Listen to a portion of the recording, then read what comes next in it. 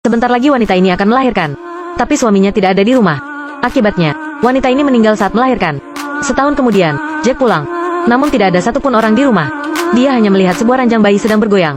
Jack menyangka istrinya telah melahirkan seorang anak untuknya. Dia maju untuk melihat anaknya. Namun tidak ada bayi di ranjang itu. Tepat ketika Jack kebingungan. Hai, Nana. Kemana saja kamu? Aku mengkhawatirkanmu. Jack sangat emosional saat melihat istrinya muncul di depannya. Mereka berdua berpelukan dan mengungkapkan kerinduan masing-masing. Lalu Jack bertanya pada istrinya di mana anak mereka. Sang istri menunjuk ke tempat tidur. Bukankah anak kita sedang bermain di tempat tidur? Aneh sekali. Kenapa aku tidak melihat kalian tadi? Ketika Jack menjadi tentara selama setahun itu, dia bertemu dengan 4 sahabat seperjuangan di medan perang. Saat keempat sahabat bertemu dengan istri Jack, mereka merasa bahwa mereka telah berteman dengan orang yang tepat. Hei, tidak boleh mengincar istri sahabat. Kakak iparnya sangat cantik. 4 sahabat ini memutuskan untuk tinggal di rumah Jack selama beberapa hari sebelum berangkat. Kebetulan di seberang sungai ada rumah bibi Jack yang tidak berpenghuni. Mereka dapat tinggal di sana. Nana sedikit enggan saat mendengar para tamu akan menginap malam ini. Namun 4 orang ini tidak tahu bahwa kakak ipar cantik di depan mereka ini adalah hantu. Jack berbaring di pangkuan Nana. Dia memberitahukan betapa dia sangat merindukan sang istri dan menceritakan perjuangannya di medan perang. Berkat jimat yang diberikan Nana padanya saat itu, dia berhasil hidup sampai sekarang. Usai berbicara, Jack mengeluarkan jimatnya. Nana langsung panik. Dia menggunakan alasan bahwa ada banyak darah yang menempel di jimat. Agar Jack menyimpannya kembali, besok dia akan membersihkannya. Nana menyanyikan lagu untuk menidurkan anaknya. Penduduk desa setempat gemetar ketakutan saat mendengar nyanyian ini. Hanya keempat sahabat yang tidak mengerti hal ini tertidur nyenyak. Jack di samping Nana juga tertidur dengan cepat. Dia sama sekali tidak tahu bahwa orang di sampingnya adalah hantu. Jack membawa para sahabatnya berbelanja di pasar. Ketika penjual melihat bahwa itu adalah Jack, dia langsung mengatakan bahwa dia tidak menjualnya. Dia sendiri yang akan memakannya. Penjual ikan pun mengatakan bahwa dia akan melepas sisa ikan ini. Dia melemparkannya ke tanah, lalu melarikan diri dengan takut. Sampai mereka bertemu dengan pemilik toko anggur yang mabuk. Jack baru mengetahui kebenarannya. Kamu benar-benar tidak tahu? Jika kamu ingin tahu, membungkuklah dari selangkangan untuk melihat Nana dan putramu adalah. Namun pemilik ini belum selesai berbicara sudah ditarik oleh putra di sampingnya. Beberapa orang ini menjadi bingung. Hanya satu sahabat, Union, yang mulai meragukan identitas kakak iparnya.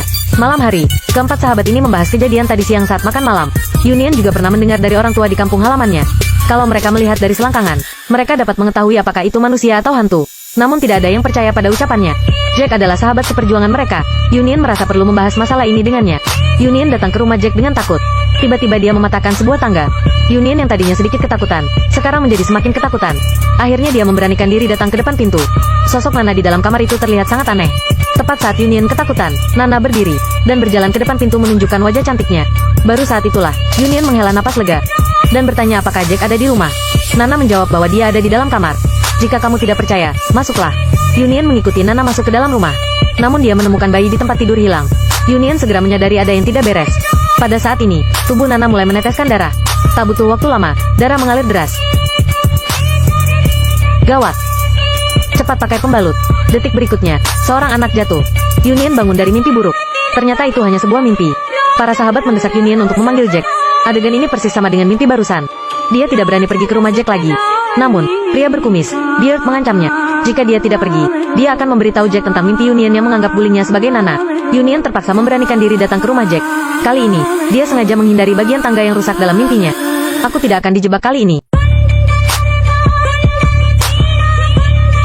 Dia memberanikan diri naik ke tangga rumah Jack. Namun dia terkejut dengan pemandangan di depannya. Rumah ini sangat bobrok, seperti rumah yang tidak berpenghuni selama beberapa tahun. Dia memberanikan diri masuk ke dalam rumah. Cahaya lilin di dalam rumah bergerak aneh. Ayunan bayi mulai bergoyang. Union melarikan diri dengan panik. Di tengah kepanikannya, dia memberitahu ketiga sahabatnya bahwa Nana adalah hantu. Tidak ada yang percaya dengan perkataannya.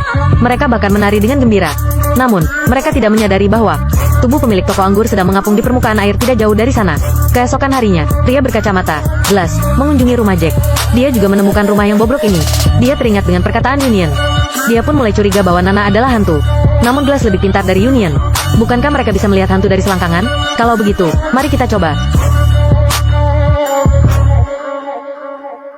Kamu memang hantu yang pintar. Pada saat ini, Nana menoleh. Glass takut Nana melihatnya sebagai orang cabul. Akhirnya dia pergi. Namun dia menemukan sebuah cincin di tanah. Dia membongkar tanah itu. Ternyata cincin itu ada pada tulang yang sudah kering. Bukankah ini cincin Nana? Apakah Nana benar-benar seorang hantu? Glass panik dan berlari ketakutan. Di tengah kepanikannya, dia tidak sengaja menjatuhkan sarang lebah. Saat dia pulang, wajahnya sudah bengkak seperti kepala babi. Glass segera memberitahu para sahabatnya bahwa Nana adalah hantu. Tapi mulutnya terlalu bengkak, tidak ada yang bisa mengerti ucapannya. Dia terpaksa menulis di kertas bahwa Nanan adalah hantu. Sekarang para sahabat akhirnya percaya. Malam hari, mereka datang ke rumah Jack untuk memberitahu Jack kebenaran ini. Namun Jack dan Nana tidak dapat dipisahkan. Mereka tidak mendapatkan kesempatan untuk berbicara pada Jack. Mereka memutuskan untuk kabur dari sana. Tapi Nana menghentikan mereka, karena dia sudah mengetahui niat beberapa orang ini. Nana berkata bahwa dia akan mengundang mereka semua untuk makan malam. Dan makan malam yang dia siapkan sangat mengerikan.